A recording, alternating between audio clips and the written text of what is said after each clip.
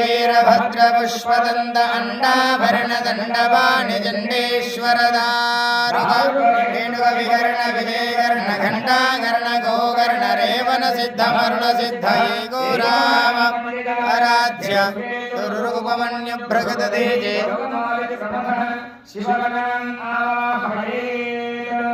గురువు వర్షపాలిక